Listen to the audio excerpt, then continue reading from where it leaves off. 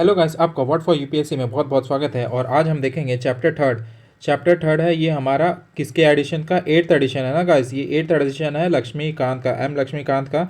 ये है eighth addition और एट्थ एडिशन में है ये थर्ड चैप्टर जिसका नाम है कॉन्सेप्ट ऑफ कॉन्स्टिट्यूशन, है ना। अब ये आपका रैपिड रिवीजन सीरीज चल रहा है जहाँ पे हम लोग रिवीजन पे ज़्यादा ध्यान देंगे देन आ लर्निंग।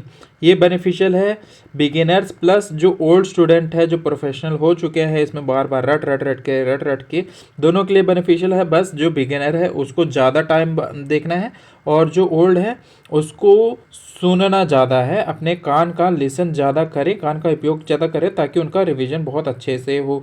आंखें बंद कर ले और बस कान पे ध्यान दे, है ना। अपने आंखें क्लोज करके रखें और बस लिसन करें जो मैं बोल रहा हूँ। चलिए स्टार्ट करते हैं, है ना। ये एक लैटिन वर्ड है, ये रहा कॉन्स्टिट्यूई, CONSTITUERE, कॉन्स्टिट्यूअरी, है ना। ये वर्ड है टू स्टैब्लिश और टू सेटअप। ये कौन से वर्ड है? लैटिन वर्ड है। कहीं ग्रीक दे देगा तो समझ के ध्यान से रखें, ग्रीक नहीं है, ये है एक लैटिन वर्ड, है ना। अब इसका to set principle on government organisation power, government people relationship and rights and duty जो सेट करता है। डिस्क्रिप्शन देख लेते हैं। फंडामेंटल हो गया, सुप्रीम हो गया, बेसिक लॉ हो गए, instrument of government and ground norm, है ना। डेफिनेशन होगा। ये डेफिनेशन आपके प्रीलिम्स के लिए उतना इम्पॉर्टेंट नहीं है जितना है मेंस के लिए। तो मेंस में ये इम्पॉर्टेंट है। मेंस में ये डेफिनेशन है 1 2 3 4, इनमें से जितना आप याद कर सके उतना अच्छा, है ना। मैं इस पर एट प्रेजेंट फोकस नहीं कर रहा हूँ। ये देख लें, जो भी डेफिनेशन है आप अपना पढ़ लीजिएगा।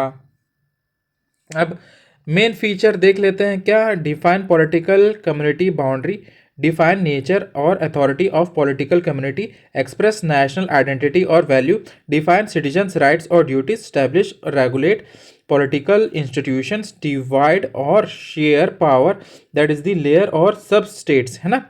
Declare religious identity, sacred secular relations, commit to social economic developmental goals, qualities of good constitution क्या है ना। यहाँ पे सबसे पहले प्रिसाइज होना चाहिए, अनवांटेड प्रोविजंस नहीं होने चाहिए, क्लैरिटी होनी चाहिए, क्लियर टर्म्स होने चाहिए, डेफिनेशन होनी चाहिए, डेफिनेशन होना चाहिए हर एक चीज़ का, और एम्बिगुअस नहीं होना चाहिए, कॉम्प्रिहेंसिवनेस होना चाहिए, cover powers rights and duties, suitable होना चाहिए, reflect the people need and conditions, and stability होनी चाहिए उसमें, political stability, and not easily tempered, जो ईजिली टेम्पर ना किया जा सके, ईजिली हार्म ना हो उस पर, ऐसे होना चाहिए। अडेप्टेबल होना चाहिए, डायनेमिक होना चाहिए, लिविंग डॉक्यूमेंट ही होना चाहिए।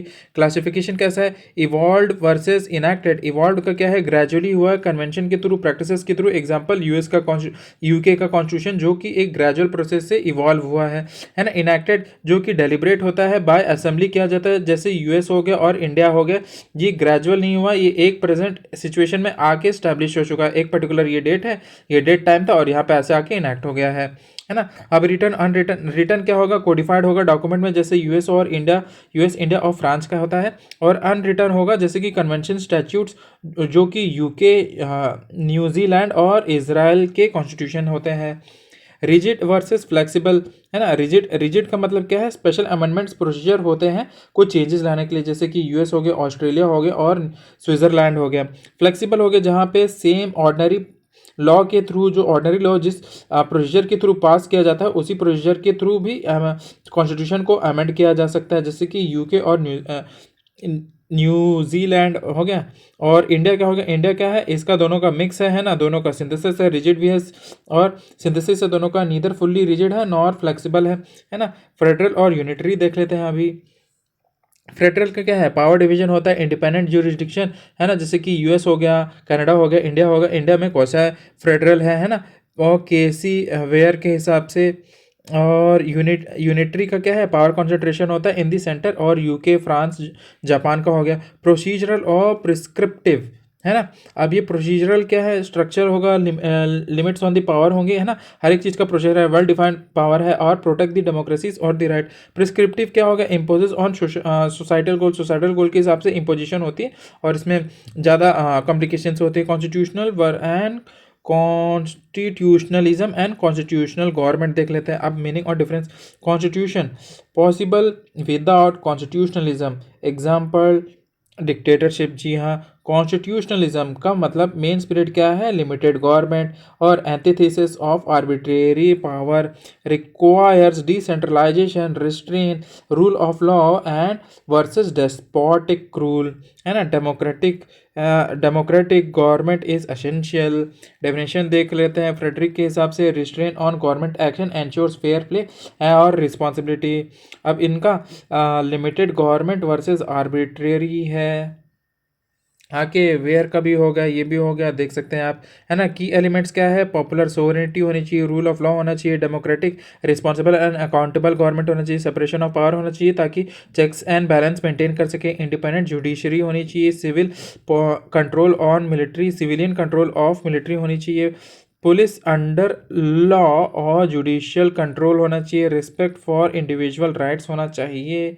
हो गया आपका 10 मिनट के अंदर ये ख़त्म, 10 मिनट के अंदर ही आपका ख़त्म हो गया, है ना। 10 मिनट के पूरा रैपिड रिवीजन सीरीज़ का देखिएगा, यही फ़ायदा है, 10 मिनट हुए नहीं और आपका एक चैप्टर हो गया है फिनिश। तो ऐसे ही वीडियो को पूरा लाइक करें, है ना, कमेंट करें जो आपको कैसा लग रहा है, शेयर भी करें अपने नॉन वंस के पास, है ना। सब्सक्राइब तो करना बनता ही है, बेल आइकन दबा दें, अच्छा लगा तो ये कंट्रीब्यूट भी कर सकते हैं। अगर मिलते हैं आपसे नेक्स्ट वीडियो में, till then good bye guys.